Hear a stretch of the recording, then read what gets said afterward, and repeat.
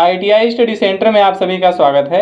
नमस्कार, मेरा नाम अमरेश है और हम लोग इस वीडियो में मापन औजारों से संबंधित फिटर प्रथम वर्ष के प्रश्नों के बारे में पढ़ेंगे। फिटर ट्रेड से संबंधित थ्योरी व ऑब्जेक्टिव प्रश्नों के लिए आप हमारा चैनल सब्सक्राइब अवश्य कीजिए। आइए अब हम शुरू करते हैं। स्टील रूल है, मतलब स्टील रूल क्या है? निशान लगाने का औजार, सूक्ष्म मापी यंत्र, जांचने का औजार या प्रत्यक्ष मापी यंत्र। तो स्टील रूल हमारा प्रत्यक्ष मापी यंत्र होता है। प्रत्यक्ष मापी यंत्र का मतलब ऐसे यंत्र से है जो किसी भी रीडिंग को सीधा सीधा पढ़ सकते हैं। पार्ट को मापते समय क्या मापते हैं? नॉमिनल साइज, वास्तविक साइज, निर्दिष्ट साइज या स्केल साइज। तो पार्ट को मापते समय हम लोग उसका वास्तविक साइज मापते हैं। यानी स्टील रूल किस धातु का बना होता है? ब्रॉस, जिंक, स्टेनलेस स्टील या कास्ट आयरन का। तो स्टील रूल हमारा स्टेनलेस स्टील का बना होता है।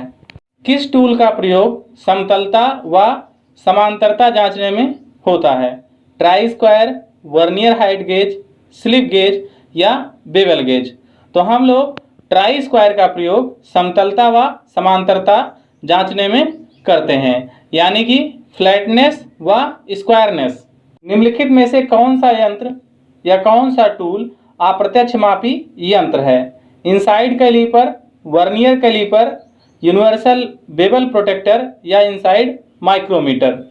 तो इसमें सही उत्तर है इनसाइड कैलीपर। इनसाइड कैलीपर द्वारा हम कोई भी चीज़ सीधे सीधे नहीं माप सकते, उसके द्वारा सिर्फ कंपेयर किया जाता है। बाकी जो नीचे तीनों टूल दिए हैं इनके द्वारा हम सीधे ही रीडिंग ले सकते हैं, इसलिए हमारा इनसाइड कैलीपर है अप्रत्यक्ष मापी यंत्र। SI पद्धति यानी कि सिस्टम ऑफ इंटरनेशनल यूनिट्स, जो अंतर्राष्ट्रीय स्तर पे लंबाई का मात्रक क्या है? इंच, फुट, सेंटीमीटर या मीटर। तो SI पद्धति के अनुसार लंबाई का मात्रक है मीटर। निम्नलिखित में से कौन सा प्रत्यक्ष मापी यंत्र है? Try square, steel rule, straight edge या रिंग गेज। तो इसमें जो हमारा स्टील रूल है ये हमारा प्रत्यक्ष मापी यंत्र है। स्टील रूल द्वारा पढ़ा जाने वाला न्यूनतम माप है 0.01 mm, 0.02 mm, 0.05 mm या 0.50 mm। तो स्टील रूल द्वारा हम लोग कम से कम आधा सेंटीमीटर यानी कि 0.50 mm पढ़ सकते हैं। ट्राई स्क्वायर से कितने डिग्री के कोण को माप सकते हैं? तो ट्राई स्क्वायर से हम लोग 90 डिग्री के कोण को माप सकते हैं। एक मीट्रिक माइक्रोमीटर में थिम्बल एक चक्कर में चलता है, कितनी दूरी चलता है? 0.01 mm, 0.25 mm, 0.50 mm या 1 mm। तो मीट्रिक माइक्रोमीटर में थिम्बल द्वारा हम 0.50 mm की रीडिंग पढ़ते हैं। वर्नियर बेवल प्रोटेक्टर का अल्पतमांक होता है 1 मिनट, 5 मिनट, 10 मिनट या 25 मिनट। तो वर्नियर बेवल प्रोटेक्टर का अल्पतमांक होता है 5 मिनट। अल्पतमांक का मतलब होता है कम से कम पढ़ी जाने वाली रीडिंग, यानी कि इसको हम लिस्ट काउंट भी कहते हैं। मीट्रिक माइक्रोमीटर का अल्पतमांक होता है 0.01 mm, 0.05 mm या 0.01 mm। ये हमारा गलती से दोबारा लिख उठा है, या 0.50 mm। तो यहाँ पे मीट्रिक माइक्रोमीटर का अल्पतमांक होता है 0.01 mm। तो इसमें दोनों सही है क्योंकि यही ऑप्शन 2 बार लिखा हुआ है। ऋणात्मक त्रुटि वाले आउटसाइड माइक्रोमीटर की सही रीडिंग कैसे लेंगे? तो जो ऋणात्मक त्रुटि होती है उसकी सही रीडिंग लेने के लिए हम ऋणात्मक त्रुटि को वास्तविक माप में जोड़ते हैं, जबकि धनात्मक त्रुटि में घटाते हैं। तो इसके ऑप्शंस देखते हैं। वास्तविक माप में ऋणात्मक त्रुटि को जोड़कर, वास्तविक माप में ऋणात्मक त्रुटि को घटाकर, वास्तविक माप में ऋणात्मक त्रुटि का दुगना को जोड़कर या वास्तविक माप में ऋणात्मक त्रुटि का दुगना घटाकर। तो इसमें सही ऑप्शन है वास्तविक माप में ऋणात्मक त्रुटि को जोड़कर। 50 से 75 mm वाले आउटसाइड कैलीपर का जीरो रीडिंग कितना होता है? 0.01 mm, 0.02 mm, 25 mm या 50 mm। तो 50 से 75 mm वाले आउटसाइड कैलीपर का जीरो रीडिंग होगा 50 mm। बाह्य व्यास की संकेंद्रता चेक करने के लिए किस उपकरण का प्रयोग करते हैं? वर्नियर कैलिपर का, आउटसाइड माइक्रोमीटर का, डायल टेस्ट इंडिकेटर का या डायल कैलिपर का? तो बाह्य व्यास की संकेंद्रता चेक करने के लिए हम लोग डायल टेस्ट इंडिकेटर का प्रयोग करते हैं। वर्नियर कैलिपर द्वारा पढ़ी जाने वाली न्यूनतम माप होती है शून्य पाठन, अल्पतमांक, मुख्य पैमाने की रीडिंग या इनमें से कोई नहीं। तो हमारा जो सबसे कम माप हम पढ़ सकते हैं किसी भी इंस्ट्रूमेंट द्वारा, उसे हम उस इंस्ट्रूमेंट का अल्पतमांक यानी कि लीस्ट काउंट कहते हैं। आउटसाइड माइक्रोमीटर जो कि मीट्रिक है में एक चूड़ी वाला स्पिंडल लगा होता है, उसकी पिच कितनी होती है? 0.5 mm, 1 mm, 0.02 mm या 0.05 mm? तो उसका जो पिच होता है वो होता है 0.5 mm। माइक्रोमीटर में शून्य त्रुटि का मतलब है माइक्रोमीटर ट्रू है यानी कि सत्य है, स्पिंडल और एनविल के बीच में कोई गैप नहीं है, थिम्बल पर जीरो मार्क विजिबल नहीं है, या मापन सिरों के मिलने पर भी थिम्बल का शून्य और बैरल की रेखा आपस में नहीं मिलती है। तो इसमें ऑप्शन 4 सही है। शून्य त्रुटि का मतलब है शून्य की त्रुटि, यानी कि अगर शून्य की दोनों रेखाएं आपस में मैच नहीं करती हैं, जब मापन सिरे मिले हों, तो हम कहते हैं कि इंस्ट्रूमेंट में जीरो एरर है। माइक्रोमीटर में लॉक नट क्यों दिया जाता है? स्पिंडल की गति को नियंत्रित करने के लिए, वर्कपीस की रीडिंग को सेटिंग के बाद लॉक करने के लिए, वर्कपीस को सही मापने के लिए, या माइक्रोमीटर प्रयोग न होने पर लॉक करने के लिए। तो इसका सही आंसर है वर्कपीस की रीडिंग को जब हम सेट कर लेंगे कि हाँ टाइट कर लेंगे कि इतना ही है, उसके बाद हम उसको लॉक कर देते हैं ताकि हमारी रीडिंग जो है वो हिले नहीं, इसीलिए उसमें लॉक नट दिया जाता है। माइक्रोमीटर किस सिद्धांत पर कार्य करता है? स्क्रू के, बोल्ट के, स्टड के या नट और बोल्ट के? तो माइक्रोमीटर नट और बोल्ट के सिद्धांत पर कार्य करता है। टेपर के कोण को सूक्ष्मता से मापने के लिए किस इंस्ट्रूमेंट का प्रयोग करते हैं? बेवल गेज का, बेवल प्रोटेक्टर का, वर्नियर बेवल प्रोटेक्टर का या टेपर गेज का? तो हम लोग प्रयोग करते हैं vernier bevel protractor. Vernier caliper का अल्पतमांक कितना होता है? 0.10 mm, 0.01 mm, 0.02 mm या 0.05 mm? तो वर्नियर कैलिपर का अल्पतमांक होता है 0.02 mm। डायल टेस्ट इंडिकेटर में प्लंजर की रेखीय गति को पॉइंटर की वृत्तीय गति में कैसे बदला जाता है? क्विक रिटर्न मैकेनिज्म द्वारा, रैक व पिनियन मैकेनिज्म द्वारा, स्क्रू थ्रेड मैकेनिज्म द्वारा या हाइड्रोलिक मैकेनिज्म द्वारा? तो उसका सही आंसर है रैक व पिनियन मैकेनिज्म द्वारा हम उसकी रेखीय गति को वृत्तीय गति में बदलते हैं। माइक्रोमीटर में रैचेट स्टॉप का क्या कार्य है? दबाव को नियंत्रित करना, स्पिंडल को लॉक करना, जीरो एरर को सही करना या वर्कपीस को पकड़ना? तो रैचेट स्टॉप का कार्य है दबाव को नियंत्रित करना।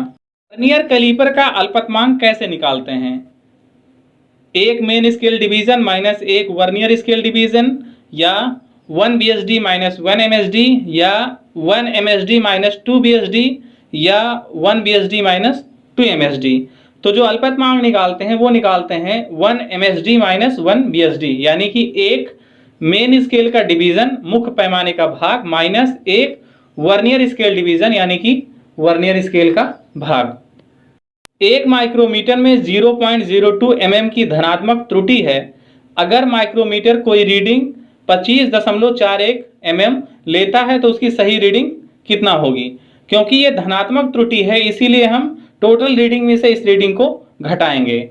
तो 25.41 में से जब 0.02 घटाएंगे तो आएगा 25.39, यही इसकी सही रीडिंग है।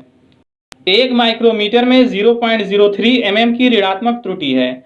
अगर कोई माइक्रोमीटर कोई रीडिंग 40.53 mm लेता है तो इसकी सही रीडिंग क्या होगी?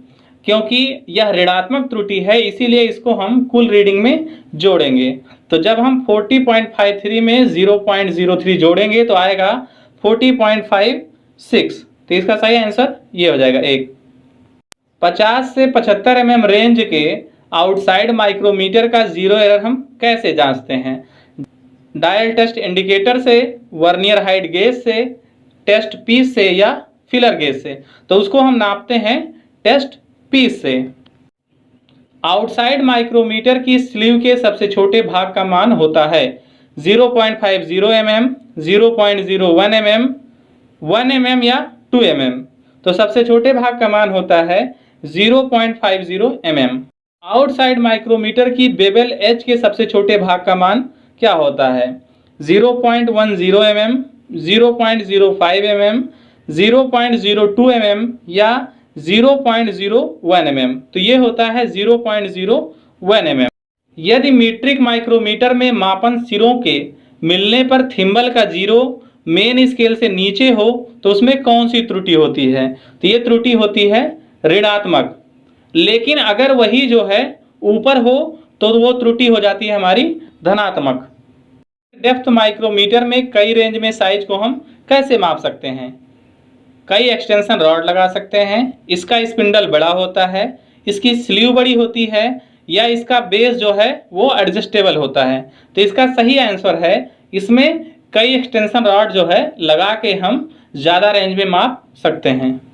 किस माइक्रोमीटर में थिम्बल और स्लीव पर निशान आउटसाइड माइक्रोमीटर की अपेक्षा उल्टे होते हैं, inside micrometer, depth micrometer, tube micrometer या फ्लेंज माइक्रोमीटर। तो ये माइक्रोमीटर होता है depth micrometer.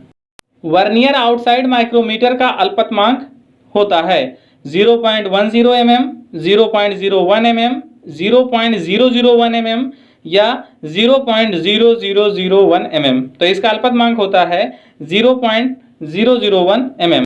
Vernier height gauge में मुख्य पैमाना कहाँ बना होता है, वर्नियर प्लेट पर, बीम पर, फाइन एडजस्टिंग यूनिट पर या बेस पर। तो मुख्य पैमाना हमारा बीम पर बना होता है। वर्नियर बेवल प्रोटेक्टर से मापते समय कौन सा भाग रेफरेंस सतह के रूप में प्रयोग किया जाता है, स्टॉक, ब्लेड, डायल या डिस्क। तो हम लोग स्टॉक का प्रयोग करते हैं। वर्नियर बेवल प्रोटेक्टर के किस भाग पर मेन स्केल बनी होती है, स्टॉक, ब्लेड, डायल या डिस्क। तो इसके डिस्क पर जो है हमारी मेन स्केल बनी होती है। वर्नियर बेवल प्रोटेक्टर के मुख्य पैमाने के एक भाग का मान होता है 1 डिग्री, 5 मिनट या 1 डिग्री माइनस, ये यहाँ पे 55 मिनट होना चाहिए, 1 माइनस 55 मिनट या 1/2 डिग्री। तो हमारा यहाँ पे ये वाला ऑप्शन सही रहेगा, 1 degree minus 55 minute. Vernier bevel protector का अल्पतमांक होता है 0.5 मिनट, 5 मिनट, 5 सेकेंड या 5 डिग्री। तो इसका होता है अल्पतमांक 5 मिनट। वर्नियर डेप्थ गेज का अल्पतमांक होता है 0.10 mm, 0.01 mm, 0.20 mm या 0.02 mm। तो ये होता है 0.02 mm। वर्नियर डेप्थ गेज से क्या मापते हैं, बाह्य माप, आंतरिक माप, ब्लाइंड होल स्टेप या पिच डायमीटर। तो इसके द्वारा ब्लाइंड होल या कोई स्टेप हो उसकी हम माप लेते हैं। वर्नियर हाइट गेज का अल्पतमांक होता है 0.01 mm, 0.02 mm, 0.05 mm या 0.10 mm। तो वर्नियर हाइट गेज का अल्पतमांक होता है 0.02 mm। लेआउट लाइन के लिए वर्नियर हाइट गेज को किस पर प्रयोग करते हैं, सरफेस प्लेट पर, बी ब्लॉक पर, मशीन बेड पर या किसी भी सतह पर। तो इसके लिए हम लोग सरफेस प्लेट का सहारा लेते हैं। वर्नियर हाइट गेज का साइज कैसे लेते हैं, बीम की चौड़ाई से, बीम की ऊंचाई से, हाइट गेज के भार से या स्क्राइबर के साइज से। तो वर्नियर हाइट गेज का साइज हम लोग लेते हैं बीम की ऊंचाई से। वर्नियर हाइट गेज से मार्किंग के समय एंगल प्लेट से सहारा लेते हैं या दूसरे वर्कपीस से सहारा लेते हैं या एक हाथ से पकड़े रहते हैं या इनमें से कोई नहीं। तो इसके लिए हम लोग एंगल प्लेट का प्रयोग करते हैं। छोटे इनसाइड माइक्रोमीटर में स्लीव पर किस रेंज में निशान लगे होते हैं, 10, 12, 13 या 25 mm। तो ये होता है हमारा 13 mm। 5 मिनट अल्पतमांक के वर्नियर बेवल प्रोटेक्टर के 23 डिग्री मेन स्केल किसके बराबर होता है, वर्नियर के 12 भाग के बराबर, वर्नियर के 22 भाग के बराबर, वर्नियर के 24 भाग के बराबर या वर्नियर के 10 भाग के बराबर। तो ये होता है वर्नियर के 12 भाग के बराबर। आई स्क्वायर किस काम नहीं आता है, समकोण मापने में, वर्गकारिता जांचने में, जॉब के किनारे से 90 डिग्री पर रेखाएं खींचने में, या जॉब को 90 डिग्री पर सेट करने में। तो इसके द्वारा हम सबकोण जो है नहीं नापते हैं।